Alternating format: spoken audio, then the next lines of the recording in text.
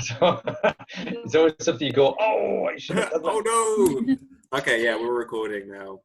So the topics that I wanted to cover were the polls that I sent out at the roundtable meeting.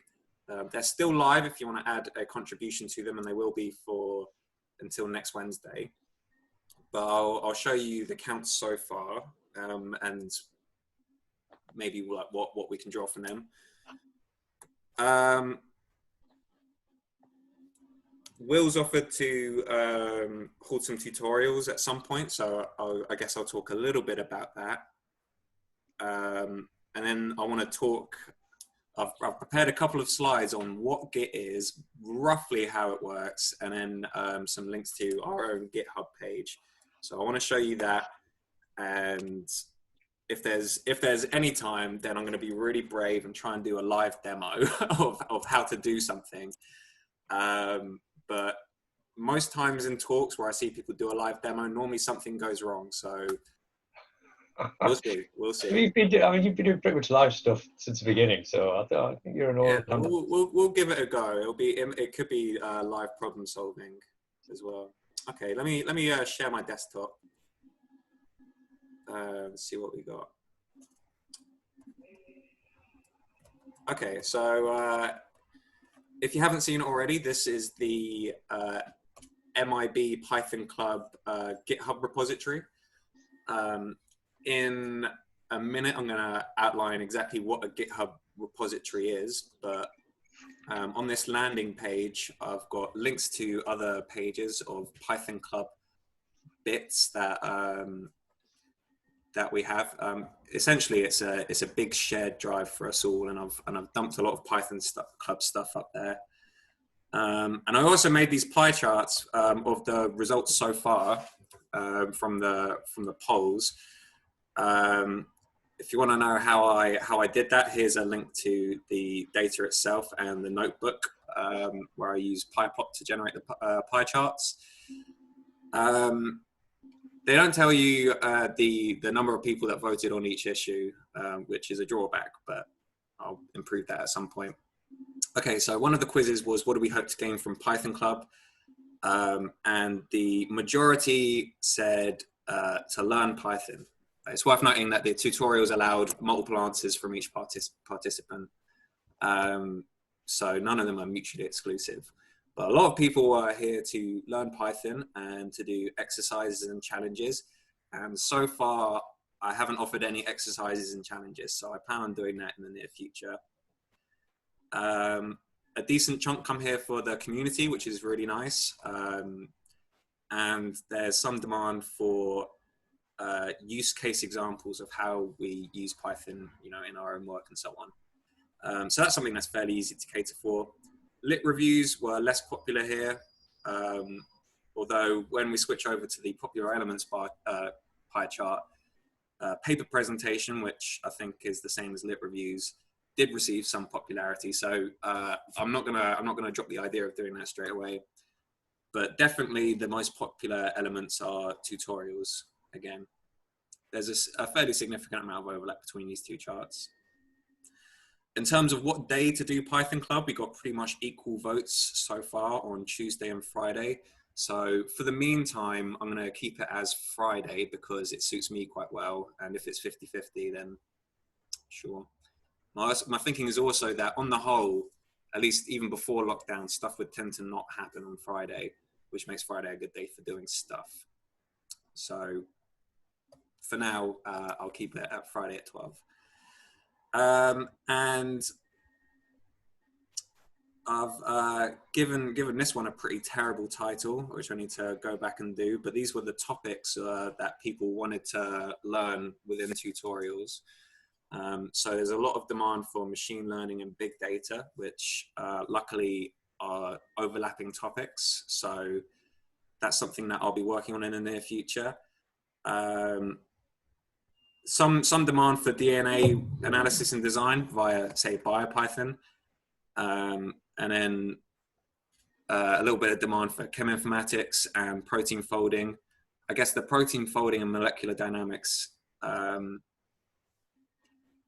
for the people who already do it in the MIB, they already know how to do it. So I guess they already have their own place to do it. Anyway, so that's the gist of the poll so far. They're live till next Wednesday, and they're pinned in the Slack chat if you want to take a look at them and add a vote, add an option, etc. And I'll count them up again at some point in the future. So those are the polls. I also mentioned that Will Finnegan had offered to do a series of tutorials that he'd already given his group, the Turner Flitch group. So he said that he had taught an 8-week course of Python for biologists, which I've left a link to in the Slack chat in the minutes, or the outcomes of the meeting post. Yeah, it's just here. So he's teaching an 8-session course based on this textbook, Python for Biologists. I think it's a textbook or a course or something like that. So the ball's in his court at the moment, but hopefully that will happen at some point, and hopefully we'll be able to round up enough people so that enough people are in one synchronized cohort as possible. And I'm waiting for information from him on whether or not he needs any help, support, etc. Yeah, we'll see. So that will happen at some point in the future. He also mentioned that it will be sensible to have this on a different day of the week to main Python club, which makes sense because it will be a whole session, or at least on a different slot to main Python club. So that is all I had to say about the polls and Will's offer for the tutorial. Before I continue, does anyone have any questions or pressing points about those two topics or anything related? Oh, but I mean, if Will's able, then Tuesday sounds like a good day to do that. If people are quite happy between Tuesdays and Fridays. That's a good point. Yeah, let me jot that down. Obviously, it's going to depend mostly on him. That's also true. Do you true. think he's organising that independently, or is he going to organise that with you and then you come back? If you had I'm not sure. So I'm waiting for him on a reply to the message. I might have worded this one a bit funny, but basically I was trying to find out if he wanted any help, because he was talking about splitting everyone into small groups to work on problems together. And in a layout like that, it might be useful to have a couple of people going from group to group, giving them any help where they need. In which case, then he might need some extra resource. But yeah, the ball's in his court on that one, so we'll find out at some point in the future. Okay. So the other thing I wanted to talk about was Git. So I've prepared a couple of slides on Git. And Git, for context, is basically the underlying technology of GitHub and a lot of other version management tools. So let me zip through these slides.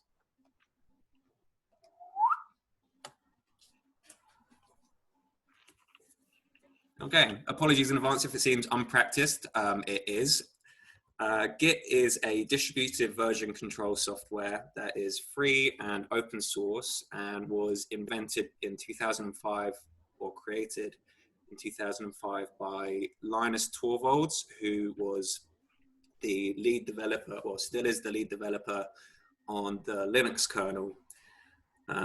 He created it because there was a demand for a collaboration system and version control system. With a large project like Linux, with multiple collaborators coming from everywhere, it becomes quite difficult quite quickly to track versions and coordinate everybody's work. Git, however, is a version tracking software that makes it seamless and frictionless to collaborate on a very large scale.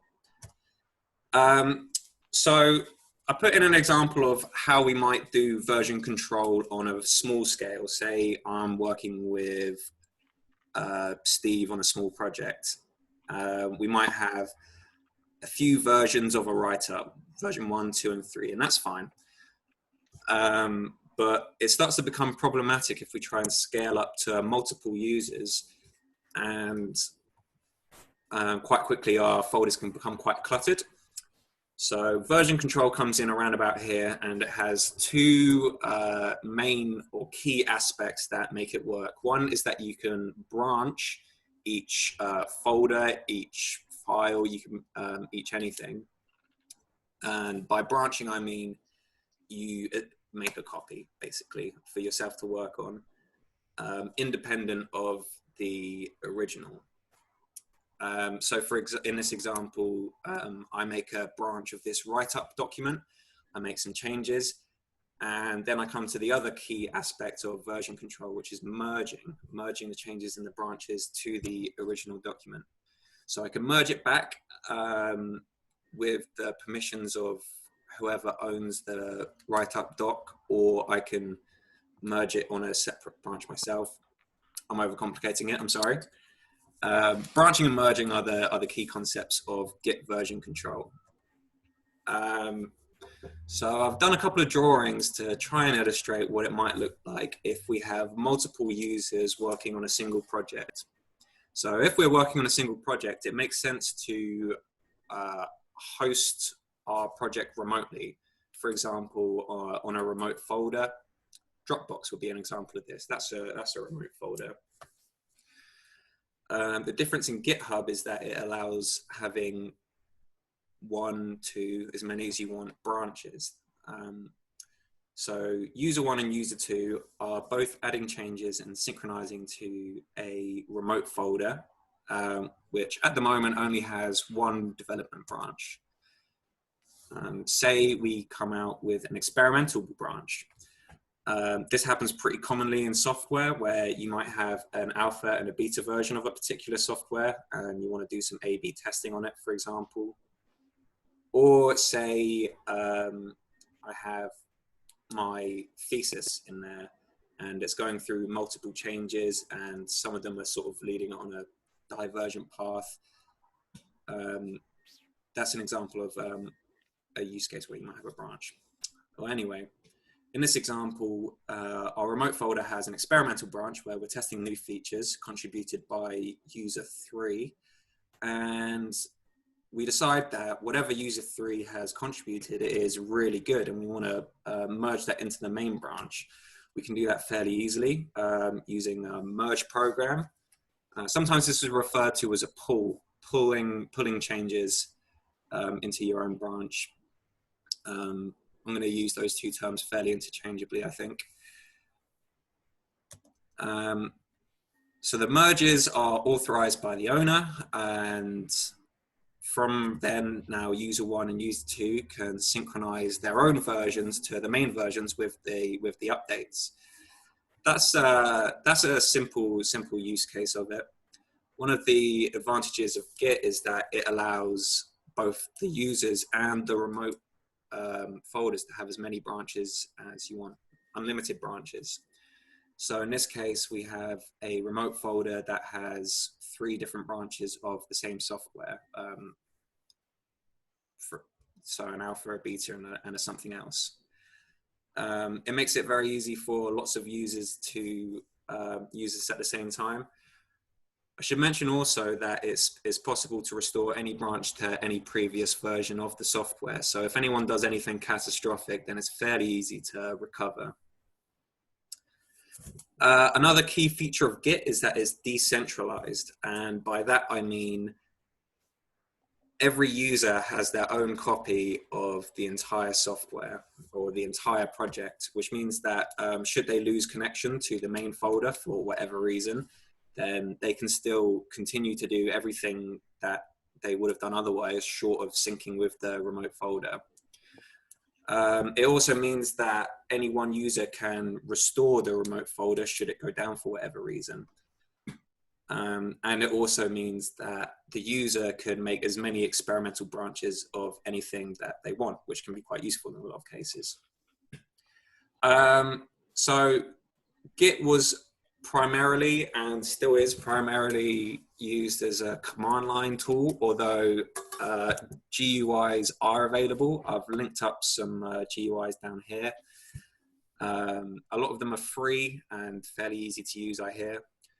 But if you choose to use it from the command line, then you can get away with knowing about 4 or 5 commands. So in these commands here, I use git clone to, I use git clone to make a clone of the Python Club repository. I type git branch here to show all of the various branches in our Python Club repository.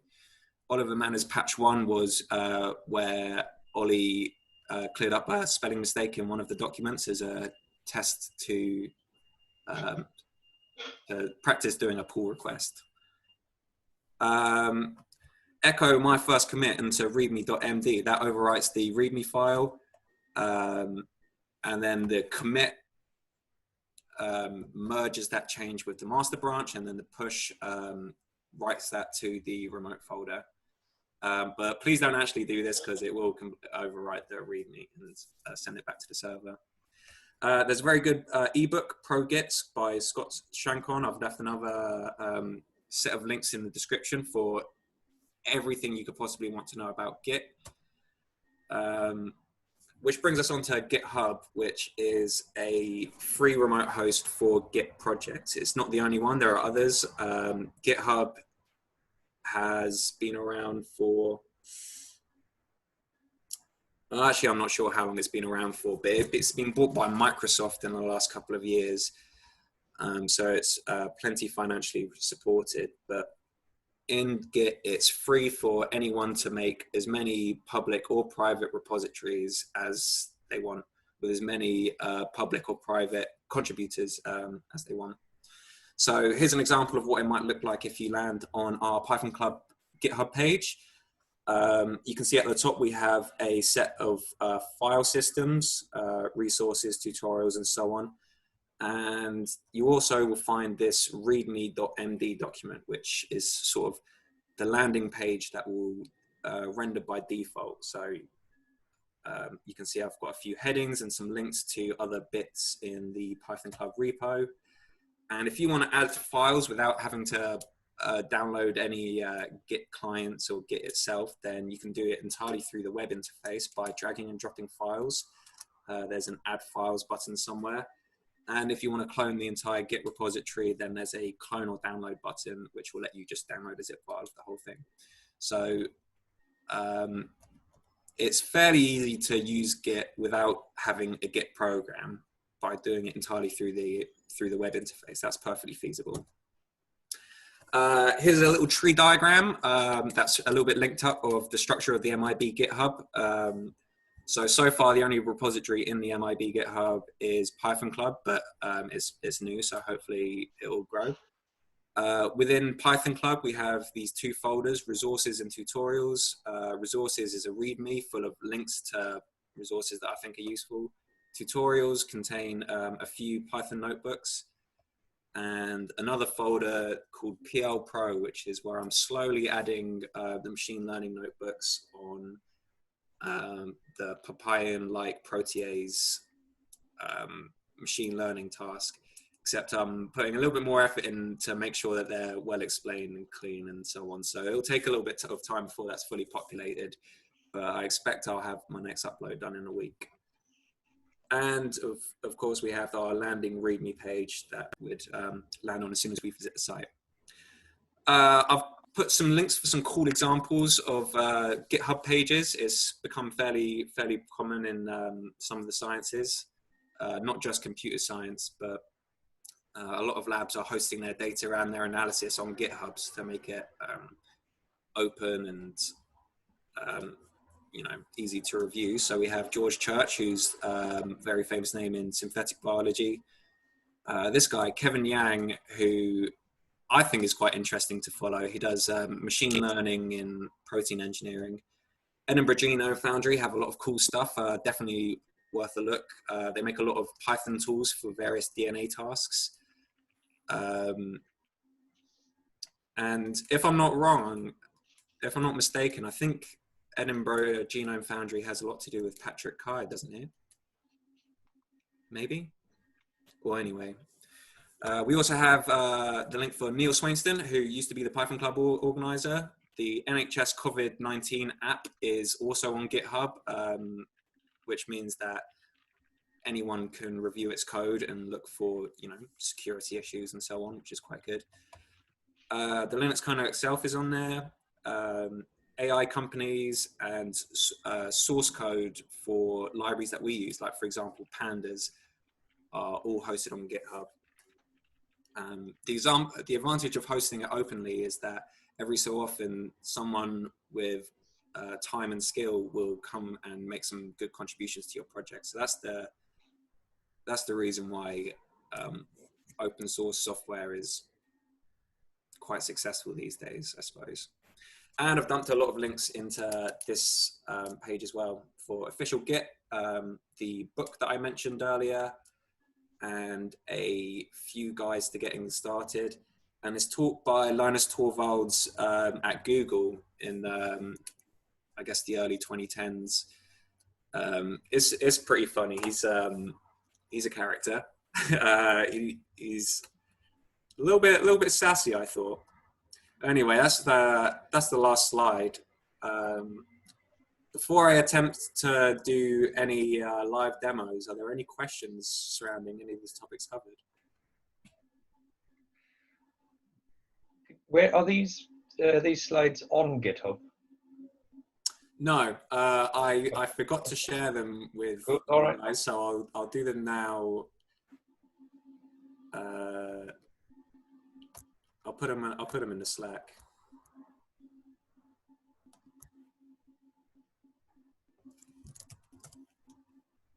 Today's slides. Okay, there you go. Oh. Yeah, sorry about that. I was forgetful. Oh, that's okay. I'm on the GitHub page now. I thought, I'll just have a look at those. Okay. Okay. Well, if you think of any questions, then let me know. I think what I'll do now is very quickly do a live demo of updating the GitHub repository, which is risky. So I need to switch to my terminal because that's where I choose to do my stuff. If you haven't seen a terminal before, this is my username, the machine, and this is the folder I'm in, documents/MIB Python Club. And this is the file structure of the MIB Python Club folder. I've got a folder in there called ignore, which doesn't make it onto the main GitHub page. So let's ignore everything within that. But here's the polls folder, resources folder, tutorials folder. Not showing the contents of it because that would fill up too much of the screen. Okay, so let's say I start up a Jupyter notebook, and what I want to do here is to update the data wrangling notebook. I don't know how many of you guys remember this one, or if you've seen this one, but it was an early notebook on how to use pandas and matplotlib for basic plotting. We downloaded some data on COVID-19, had a little examine, made one plot, and then made a plot of infection rates in the 10 worst affected countries. And the data only goes up to the 17th of May, so 5 days ago. But luckily, the URL that we get the data from updates every day. So all we need to do is to run the entire notebook to have it update that plot. So let's do that now. It was called Intro to Data Wrangling. Okay, and now no actual Python needed here. I'm just running every single cell using Control-Shift. And I'll delete that extra cell that I put in. Okay, so that didn't take very long, but we can see now the axis is updated to yesterday. And we can see that infections in the US are high, which is sad. I'll use Control F to save that, and I'll shut down my notebook. Okay, so now the changes are made to the file. I'm going to type command git status, one of the few commands that you actually need to know. But you can see that the Git program has kept track of the changes that have been made. So it can see that the intro to data wrangling files have actually been made and have been tracked. You can see here it also suggests me a command git commit -a, which means that I want to merge this with the main branch and skip the add step, which is a sort of safety step to make sure that you definitely want to do it before you do it. I'm also required to add a message with my commit, so it's automatically brought up the text editor Nano, which is a command line based text editor that is fairly basic, but it's fairly easy to use. So under all of these hash comments, I'm going to type my message, updated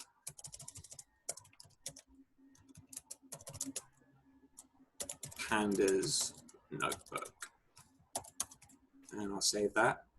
Now the last command for me to do is to git push, which pushes it to the remote folder. And when I say push, I mean it merges the changes in my branch with the version in the remote folder. I'm going to tell it which origin to go to. So my system, I've saved the MIB folder as origin MIB. And I also choose what branch to send it to. In this case, master for the master branch. But if I wanted to push that to a secondary branch, that would be fine. And that's it. That's all I need to do.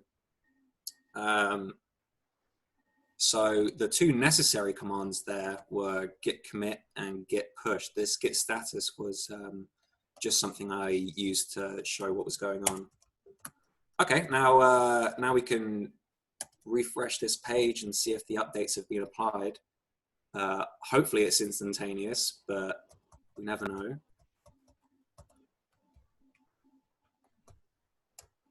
And you guys see that? It goes all the way up to 21 now, so it was a fairly instantaneous change. Anyway, so that's my live demo done. Are there any questions surrounding Git or GitHub or version control in general? That's okay. Well, I mean, you're a big fan of the command line, but for those of us who are not so keen on the command line, there are lots of free GUIs out there for pretty much every platform under the sun, so you can get a visual view of what's going on. So because I use Bitbucket, I use SourceTree, which comes kind of free with Bitbucket. Okay. But Git Kraken and I don't know. Yeah, I had a little look at Git Kraken. I'll show you. Sorry, Alex, didn't mean to interrupt you. No, it's fine. No, I just find sometimes I like to have a visual view of what's going on. So I don't use GUIs. On Windows, I used to use Tortoise Git, I think it is, because I used to use Tortoise SVN Subversion, and that's quite nice. But, yeah, there's a stack of them. You can see that those are quite good for showing the branching on there, so you can see where they. Yeah, I think I tried downloading Git Kraken the other day to see how it goes. It's a very pretty interface, but there are a lot of buttons that ask you to upgrade to the full version, which, from what I can read, doesn't seem to be necessary for most of us. But there's the off chance that you might accidentally press the wrong button. Okay, so this is Git Kraken open. I haven't actually learned how to do this, but we have most of the commands that, well, some of the commands that we talked about. Pull is, okay. Well, pull is the command that you'd use to sync your version with the remote version. So if I were to do that, well, if it were to work, then this would have updated. with the version that I've just pushed to the notebook. So Git Kraken, I hear a lot of good things about. And in this link in the slides, there's a pretty comprehensive list of all the Git GUI clients, and importantly, information on whether or not it's free. And there's your Tortoise Git here, Alex. Yeah, I've used Tortoise Git, Source Tree, Smart Git. Smart Git on Linux. GitHub. There's a GitHub one there as well, I believe. Top right. Oh yeah, GitHub desktop. So that's going to fit particularly well with GitHub. Yeah. Well, I think for some things, depending on what you're working on, a private repository is useful. So if you're developing some code to do something, and it's public, then someone can come along and fork that and use it. And it could be that you hadn't actually ironed out all the bugs in it, or you know, and it actually does a calculation inappropriately or something. And you know, as long as, I mean, in a way, you could put disclaimers on it saying, you know, it's not finished yet. If you use it, well, it's your fault. But you know, if it's private, then they can't use it. So it has an extra, not an extra level of security from the point of view of people stealing it, but an extra level of confidence that no one's going to use it inappropriately until you're ready for them to use it. Okay. Does GitHub add a default license for your repository, or do you have to create your own? I've seen people create licenses in it, so from that I'd assume that you have to create your own, but maybe they have templates? But no, Steve, but no. I think it will list some ones that you can choose from, but I don't know if it gives you as for a default. I mean, there are some ideas that if you're going to develop a package, then, you know, there's some sort of checklists that you should probably do. Things like making sure there's a README, you know, adding your contributors, adding, you know, the license or the rights to use, you know, and that sort of thing. So I think there's a checklist somewhere for things that you should think about before you make it public. I found an article about that published by GitHub, so I'll add that to the links at the end of the talk. I mean, one of the good things about GitHub and other, you know, GitLab and others like that, are there's quite a lot of stuff there that might do almost what you want. And therefore, what you do is, instead of just downloading the code, you can take a fork of the code so that you have your version of their code. And then if they change it, you know, say if they find a bug and they can, or add a new feature, you can directly import their new feature into your version. So then you can tweak your version so it's more suitable for you. You can offer them the changes back if that's what their license requires, or that's what they would you want to do that. But you also get the benefit of their upkeep of the code. You know, anything that they change. So you might find that if you go on some of the other people's repositories here, you might see that there's quite a lot of repositories there that are actually not stuff that they've written. You know, if you look on mine, it's not stuff I've written. It's stuff where I've taken what other people have done and then maybe just tweaked it a little bit. Even if it's just, you know, one line, that makes it easier for me to use it. And assuming, as long as the license allows you to do that. Yeah. Okay. My personal GitHub page is trash, so don't look at that. Just look at the Python. Oh, I'm gonna look at that now. It's just got so much unfinished stuff from a long time ago that I just sort of dumped up. But I think they're all like that, aren't they? Well, I'd feel better if they were. Hey ho. Okay. So I guess from that we can conclude that Git is fantastic, and maybe we should use it more. If not for just Python Club stuff, then maybe our research in general. Cool. Does anyone have any plans for the weekend? Oh, it's bank holiday, isn't it? Are we allowed to go anywhere yet? You can go anywhere in England as long as you go home again. But there's no guarantee there'll be a toilet where you go. I don't really know how to stay more alert than, you know, the amount of coffee that I drink. But that'll probably fight the virus. I haven't got any weekend plans apart from maybe me and my housemate need to plan a homebrew because we've got equipment for that, but not the ingredients. So we need to figure out what we're going to do and order it and so on. So that will be one element of my plan. That's it. Probably enjoy some sun. Yeah. Cook something. Yeah. Fair enough. To cycling indoor. Oh, Do some cycling. I don't have a bike. Oh, you're going to do cycling. Indoor at home. Cycling but indoor with a trainer, roller trainer. Ah, okay. Oh. Do you have one of these? And Oh, Swiss. okay. It's a good way to train at home. Oh yeah. Having ways to exercise at home has been a bit of a struggle. I've been using some bricks in the car park for my exercise in an IKEA bag, which looks pretty stupid, but yeah. Yes, works. Yeah, I don't know how to ride a bike, so I'd have to travel around on a tricycle, and I think I'd look rather daft. Tricycles are cool. You can get one of those biker ones. Big fat wheels. I can see Steve as a biker. Like. I need to grow my beard a bit longer, I think. No time to do it. Maybe I should be a biker. Okay, maybe during the weekend I will practice the new instruments, the musician, how you call it, music instruments.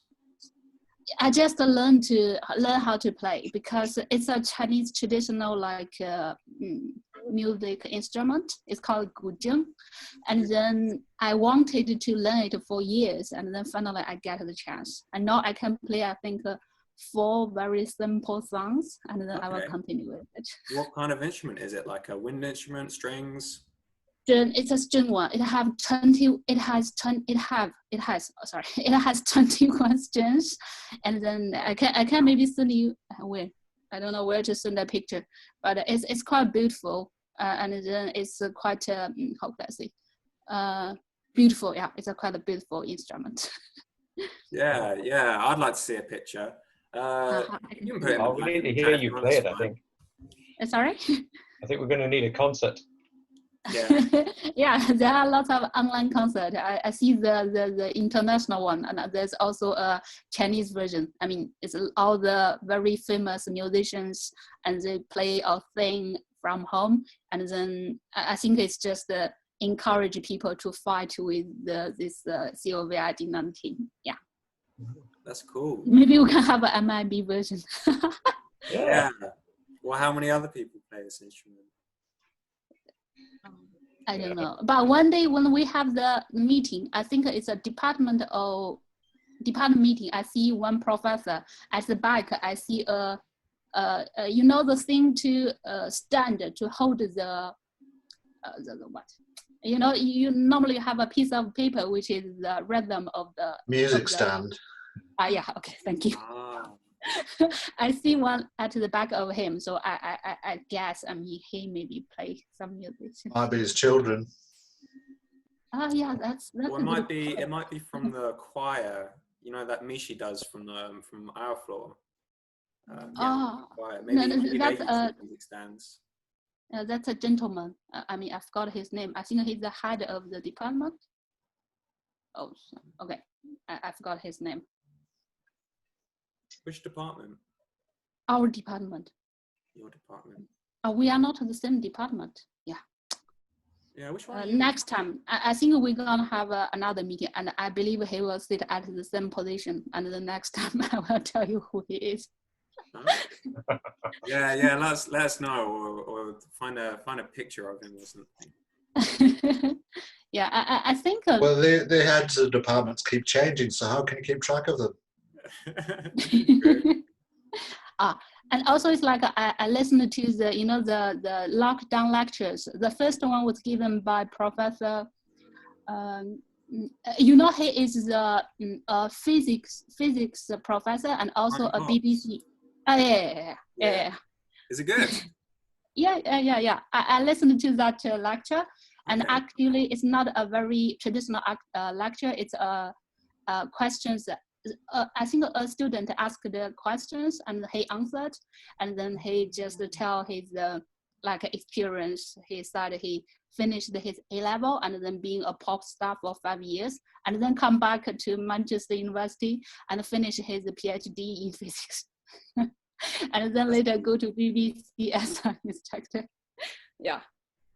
Yeah, I'll give that a look. Is it easy to find? Yeah, I can send you the link actually. Oh, yeah, that'd be cool. Thanks. It's a record. I think it's a recorded one. It's not a live one, but it's only, released at every Wednesday at 12 o'clock.